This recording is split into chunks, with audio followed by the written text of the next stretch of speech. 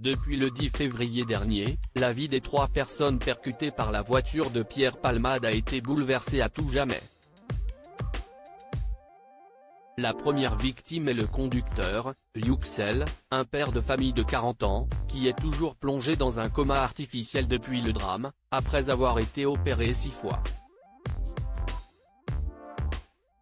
Son fils, âgé de 6 ans, est également hospitalisé et il a désormais 2 taches sur le cerveau, comme l'a annoncé son oncle.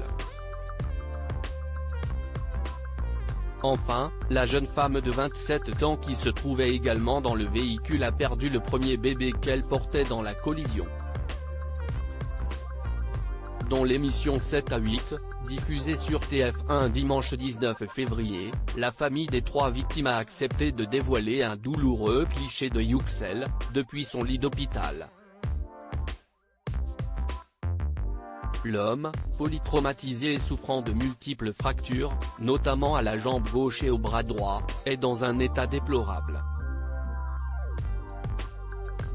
L'un de ses frères a révélé que lorsqu'il a été opéré, après l'accident, il avait des trous dans l'aorte, en précisant que ses organes s'étaient déplacés.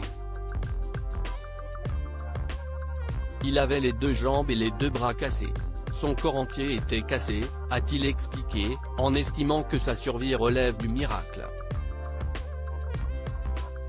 De son côté, Pierre Palmade, qui conduisait sous l'emprise de cocaïne au moment du drame, a été filmé par notre confrère Thomas Cuny, journaliste pour le groupe France Télévisions, à sa sortie du tribunal de grande instance de Melun, le 18 février.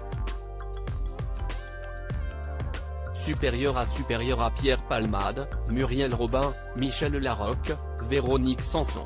Les femmes de sa vie. Pierre Palmade plutôt en bonne forme physique depuis l'accident.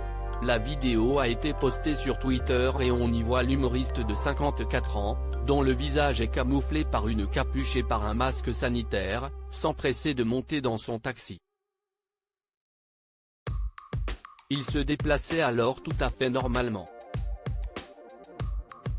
La journaliste de Paris Match Marine Mazéa, également présente ce jour-là, a affirmé avoir été étonnée par son état physique et par le fait qu'il avait l'air plutôt en forme.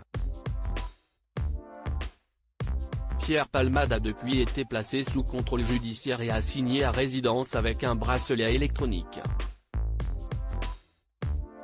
Un véritable cadeau pour la famille des victimes, qui ne comprend pas qu'il ne soit pas emprisonné. Article écrit avec la collaboration de 6 Médias Crédit Photo, agence.